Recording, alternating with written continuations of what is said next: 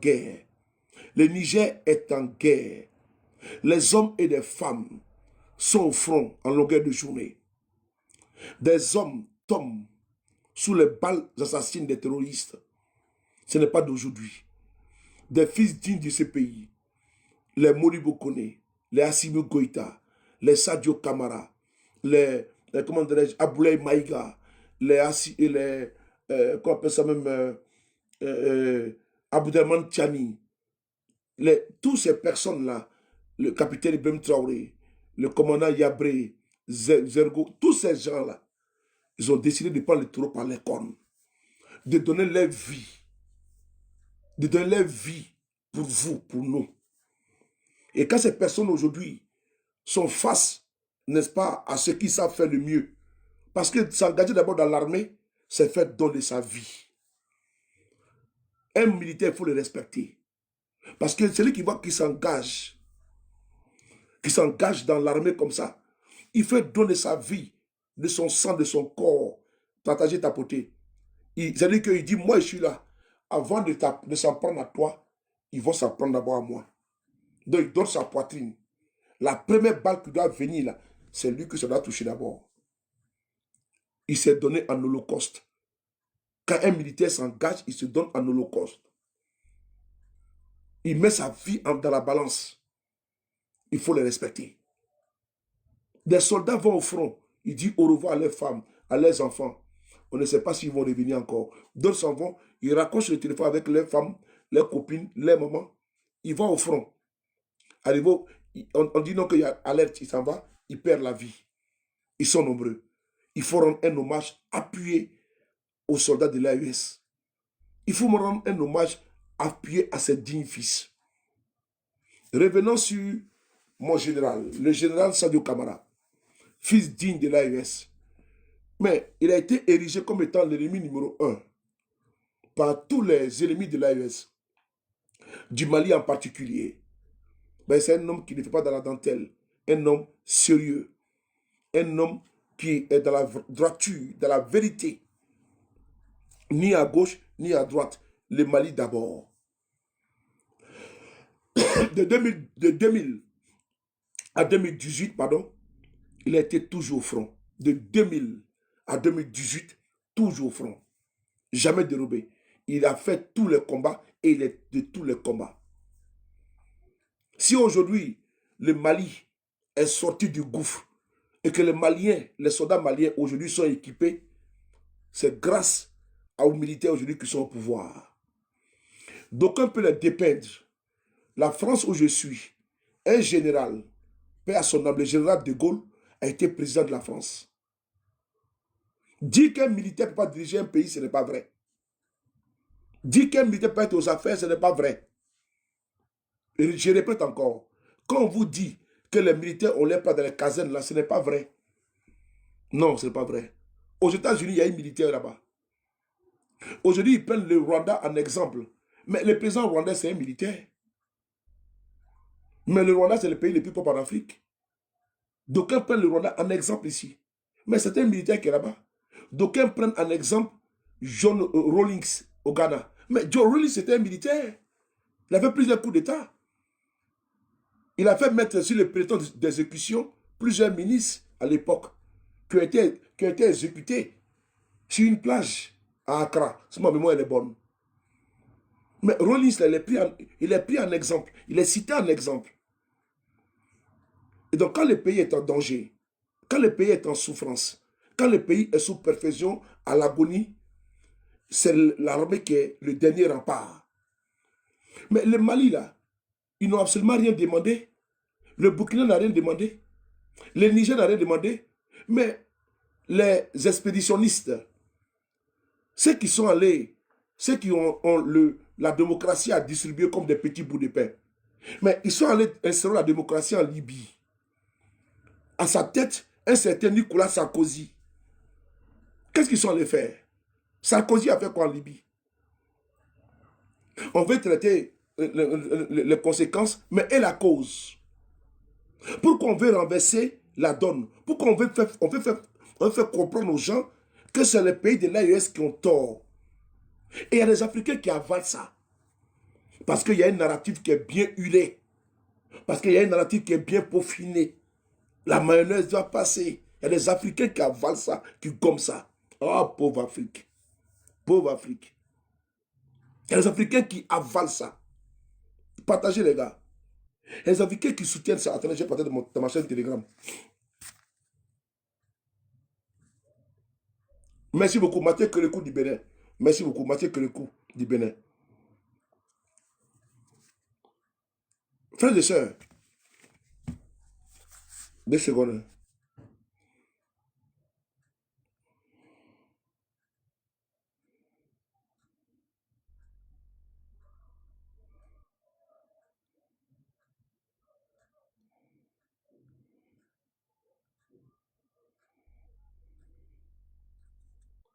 Tapotez les gars, s'il vous plaît. Tapotez et partagez, s'il vous plaît. N'allez pas vous fatiguer avec des gens qui vont vous...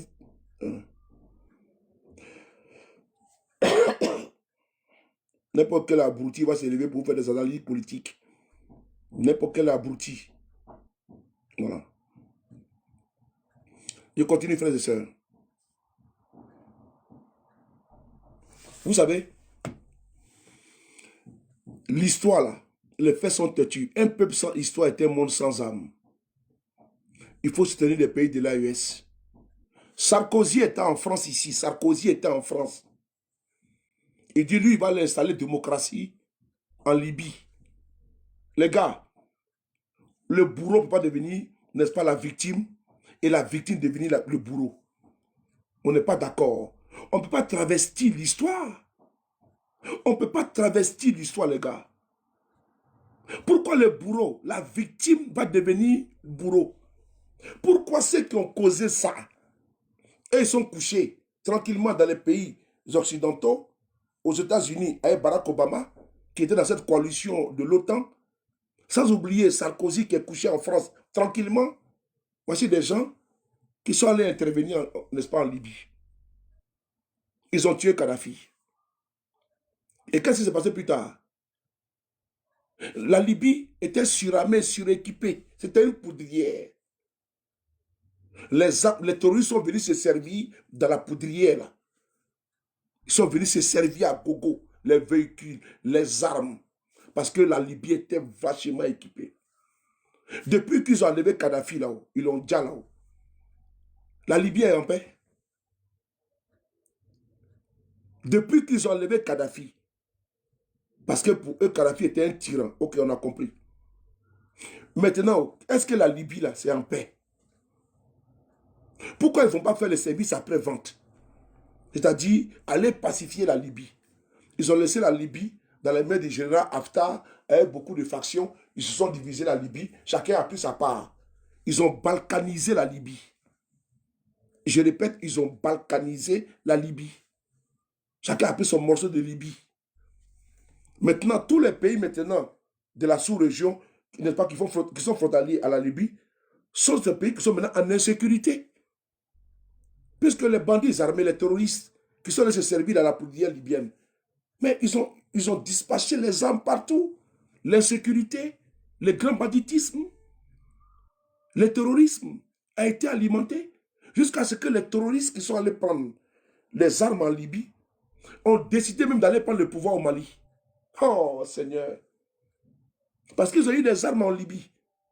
Ils ont dit, bon, la même Mali n'est pas équipée, on va descendre, on va aller prendre le pouvoir. Mais peut-être pas le pouvoir au Mali. Mais qui a ouvert la porte de Pandore? C'est l'OTAN. Et aujourd'hui, ces fils de ce pays, les Sadio Kamara, les Assimi Goïta, les Ibrahim Traoré, les Aboudraman Tchani, on nous dit qu'ils ne sont pas bons. Ah bon? Ah, donc c'est eux qui ont livré des armes aux terroristes. Les véhicules que les terroristes ont là, ils fabriquent ça où? Les armes qu'ils ont, ils fabriquent ça où? Les drones là, ils fabriquent ça où? S'ils n'ont pas de soutien, ils n'ont pas de financiers. S'ils n'ont pas de sponsors, ils fabriquent ça où? Posez-vous les vraies questions. Regardez les drones qu'ils ont. Les drones qu'ils ont. Tapotez, on va atteindre les 100 000 rapidement. Tapotez. Je ne vous sens pas. Les gars, c'est une guerre de communication. Il ne faut pas laisser la place à autre chose. Où je suis là? Je n'ai même pas bien dormi. Là, j'ai fait la vidéo hier, jusqu'à 4h et quelques. Je suis rentré. Je me suis reposé à peine. Je me suis levé vers les 9h et quelques. Depuis les châssis, pour vous. Je me suis levé un peu, j'ai fait mon sport, n'est-ce pas, à la maison. J'ai pris une bonne douche et j'ai lancé mes petits podcasts. Mais je suis là pour vous. Parce qu'ils ne vont pas nous distraire. Ils ont leur télévision, on a notre télévision. On va allumer la télé. Ah oui, ils ne vont pas allumer la télé pour nous. Nous, on va allumer la télévision. Pourquoi ils vont allumer la télé pour nous? Attends, nous, on est là, puis ils vont allumer la télé pour nous. Mais nous, on a notre télécommande qui est là. Allumer la télé. Allumer la télé. Allumer la... J'allumais la télé. Donc, voici notre télévision qui est là. Ils ne vont pas venir nous dire pour ce qu'eux veulent, que nous, on a qu'à dire. Non, non, non, je suis désolé. Nous, on va dire aussi pour qu'eux nous nous entendent. Eux, c'est pas ça. Pourquoi c'est eux qui ont la vérité et puis nous, on n'a pas la vérité? Pourquoi c'est eux qui doivent nous informer et puis nous, on ne les informe pas? Ou bien, non, non, non, on allume notre télé et puis nous, on va les informer. C'est de ça qu'il s'agit. Et regardez ce qui se passe entre les États-Unis, l'Iran, qu'on appelle ça Israël. Mais c'est une guerre de communication, chacun balance là-bas. Tout balance. Ou bien, c'est de ça qu'il s'agit. Donc, nous, on va pas les gonfler les audimat. Je suis désolé. Qu'ils fassent leur communication, nous, on fait notre communication. Est-ce que le son est bon? Ils doivent faire leur communication, nous, on fait notre communication. Voilà. Et en temps de guerre, parce que le Mali est en guerre, les gens n'ont pas compris ça. Pas parce qu'il n'y a pas tous les jours les crépitements des balles, les sifflements des balles à Bamako, que le Mali est en paix. Le Mali est en guerre. Pas parce qu'il n'y a pas de sifflement de balles à Ouagadougou, au bout du lasso, dans les capitales tous les jours, mais le Burkina est en guerre. Le Niger est en guerre. Pas parce qu'à Niamey, il n'y a pas de sifflement de balles que le Niger est en guerre. Les gars, il faut qu'on se réveille. La guerre n'est pas terminée. Mon attendance, c'est quoi que quand il y a une paix relative, il n'y a pas d'attaque, ou il y a une attaque sporadique, tout est bon. Les gars, ils n'ont pas fini encore. Ils ont beaucoup de paix dans les manches. Ils ont beaucoup de projets, n'est-ce pas, de déstabilisation, n'est-ce pas, en perspective. Et vous allez perdre la vigilance, vous perdez la garde. Par rapport à quoi? On doit faire la veille citoyenne au niveau de la communication. On doit continuer toujours à tordre le cou au mensonge. On doit continuer toujours à galvaniser. Parce que ce n'est pas eux qui viendront faire notre communication à notre place. C'est à nous de porter notre communication. Vrai ou faux? Vrai ou faux? Mais regardez un exemple. Je prends un exemple. En quelques jours, en Iran, l'ayatollah a été neutralisé. Et beaucoup de hauts dignitaires de l'Iran. Est-ce que l'Iran n'est pas debout? L'Iran est debout. Parce qu'ils savent qu'ils sont en guerre. Dans une guerre, là, les gars, on doit toujours être debout. Parce que la guerre, là, c'est pas, comment dirais-je, une soirée dansante. Ça va venir danser le compas. Pas venir danser zouk ou couper décalé. Ou bien djemé. Ou bien les dimanches à Bamako, c'est les jours des mariages. Ce n'est pas ça. Ce n'est pas ça. On dit la guerre, les gars. Les gens ont oublié ça. Ils ont oublié que c'est la guerre qui continue. Et pour eux, comme eux sont assis à Bamako, ils sont assis à Ouagadougou, ils sont assis à Niamey, bon, ils vont croire que la guerre n'est pas finie. On est dedans. Quand Ibrahim Traoré parle, les gens n'écoutent pas. Quand le capitaine parle, ils n'écoutent pas. Quand il dit l'hiver noir, l'albinès noir, les gens pensent que c'est quoi? C'est-à-dire que les gens sont dans des projets machiavéliques. Et regardez ce qu'ils ont fait. Ils sont venus attaquer la résidence du général. Un camion plein d'explosifs, de bombes. Un camion plein. Mosquée même qui était à côté là. La mosquée, il y avait des fidèles là-bas, ils sont morts. Des fidèles qui sont à la mosquée. C'est-à-dire qu'on appelle ça des kamikazes. Oui, kamikazes. On appelle ça attentat suicide. Les gars, ils rentrent dans la voiture. Et puis la voiture est pleine d'explosifs. Ils foncent. Il va, il cogne, il s'explose et puis lui aussi il meurt. Vous avez vu les pratiques qu'ils sont en train de faire? Donc c'est cette guerre, on appelle ça le désespoir. Ils sont dans un désespoir. Donc ils vont appliquer atteindre leur objectif. Le président Traoré, le président Traoré, mais ils ont voulu faire la même chose sur lui. Le président Tchani, quand ils sortent là, vous les voyez souvent, ils ne veulent pas que les gens s'approchent là. Pas parce qu'ils ne veulent pas saluer le peuple. Non. C'est pas ça. Il y a des infiltrations. C'est une guerre non conventionnelle à leur côté. Ils n'appliquent pas les règles de la guerre, ces gens-là. Il va porter un habillement en bas de lui, là. C'est que des ceintures d'explosifs. Et quand il vient, il y a la foule. Président, président, président, président. Et puis il va activer, actionner, n'est-ce pas, la ceinture. Mais ça va exploser. Voilà pourquoi quand vous voyez le capitaine Traoré sorti là, la sécurité est renforcée. Idem pour le président Assimi. Le président Tchani, c'est pareil.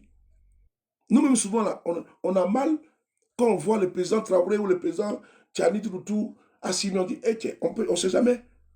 Il peut avoir un sniper. Il peut avoir un sniper, il peut avoir une personne comme ça dans la foule qui peut activer une ceinture d'explosifs.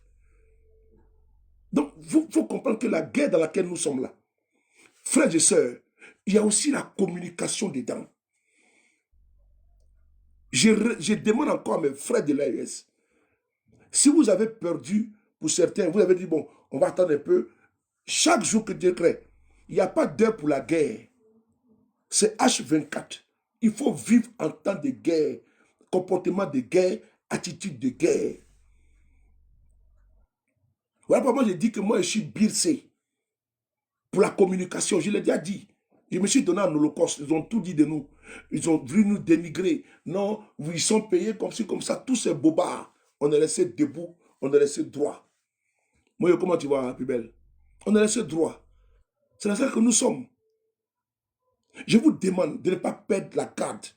Quand vous voyez nos panels, nos vidéos, partagez les gars. C'est une guerre de communication. C'est une guerre de communication. Il ne faut pas qu'on puisse laisser l'ennemi qui est en face remporter la guerre de communication. Parce que nous, c'est notre terrain qui est là. Il faut que nos soldats qui sont au front sachent qu'ils sont soutenus par la base, par ceux qui sont sur les réseaux, qui sont en train de galvaniser dans tous les continents. D'ailleurs, on va organiser des grandes manifestations de soutien aux FAMA. On va le faire très bientôt. Il faut qu'on laisse apporter notre soutien pour dire non au terrorisme. Ce qui s'est passé au Mali, c'est quelque chose de gravissime qu'on doit condamner, on doit dénoncer avec la plus grande énergie, avec force. Ce qui s'est passé au Mali, on ne peut pas admettre. Dans tous les pays où ça doit se passer comme ça, on doit avoir la force de condamner. On ne peut pas se jouer avec ça. Des gens qui se lèvent, qui n'ont aucune proposition pour le peuple malien, pour le peuple burkinabé, pour le peuple nigérien. Ils se lèvent comme ça. Ils sont drogués. Ils prennent des substances. Vous pensez que quelqu'un qui est lucide là, peut se lever comme ça, aller conduire une voiture et puis se faire exploser? Non. Mais c'est la drogue qu'ils prennent. Ce n'est pas Dieu qui a demandé ça. Ce n'est pas Dieu qui recommande ça. Mimi, comment tu vois? Ce n'est pas Dieu qui demande ça. Ça coule. Donc, vous qui m'écoutez aujourd'hui, la guerre que nous menons ici là,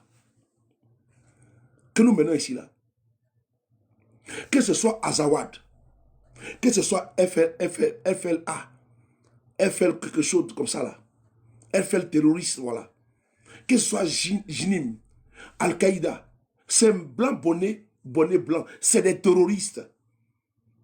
C'est des terroristes. Et un terroriste est un terroriste. On ne peut pas blanchir un terroriste. On ne peut pas applaudir un terroriste. On ne peut pas adouber un terroriste. Ceux qui sont dans l'armée là, est-ce que dans l'armée burkinabé, malienne et nigérienne là, c'est des hommes et des femmes, non? Ok. Donc parce qu'ils portent treillis là, ils n'ont pas droit de vie. Parce qu'ils portent treillis, ils n'ont pas droit, n'est-ce pas, à, comment dirais-je, à la dignité humaine. Mais c'est les enfants de quelqu'un. Ils ont décidé de s'engager dans l'armée. Qu'est-ce qui donne droit à des terroristes pour venir s'en prendre à eux?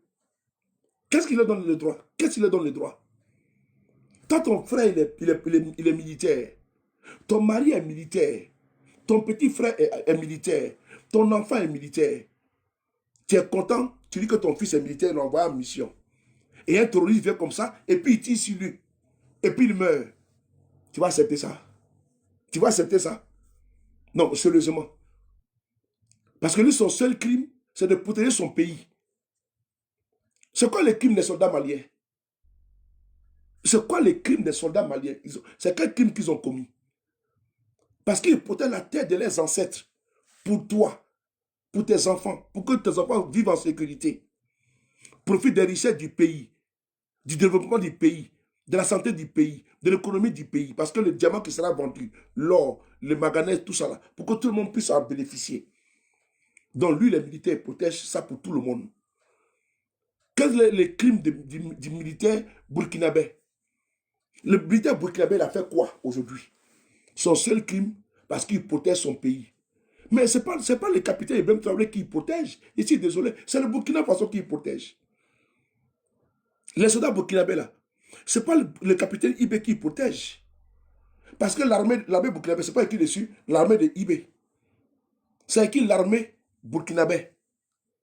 Ce n'est pas écrit l'armée malienne, l'armée de Assimi Goïta. C'est écrit Pharma, Force armée malienne. Oui. Et quand ils vont à l'école là, en formation là, on ne leur dit pas de se mettre à disposition de leur chef, on dit de la patrie, du pays, de protéger leur pays au prix de leur vie. Les militaires nigériens là, c'est quoi leur crime? C'est protéger leur pays. C'est pas écrit armée de Tchani. C'est pas écrit, c'est écrit FAN, Force armée nigérienne. C'est pas écrit Force armée d'Aboudraman Tchani. C'est pas écrit Force armée de Assimi Goïta. C'est pas écrit Force armée, n'est-ce pas, du capitaine Ibrahim Traoré. Non. Alors, pour ça, là, des terroristes vont venir, Allahu Akbar, que Dieu me pardonne. Parce qu'ils ne demandent pas de... Il va dire pas au nom de Satan. Parce que les musulmans, ce n'est pas comme ça. L'islam, la religion n'est pas la plus belle. C'est une religion de paix. L'islam ne demande pas qu'on aille ôter la vie à quelqu'un. Ceux-là, ils ne parlent pas au nom de l'islam. Parce que quand c'est comme ça, là, les gens vont étiqueter les musulmans. J'ai vu une vidéo. Je suis en direct là. Allô, allô?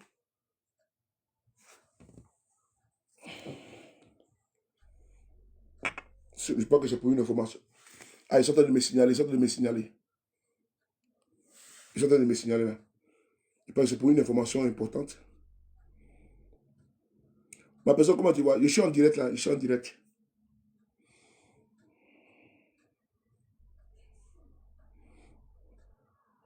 Attendez 2 secondes. J'ai déjà vu ça.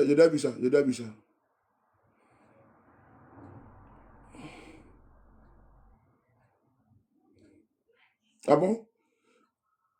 Ah.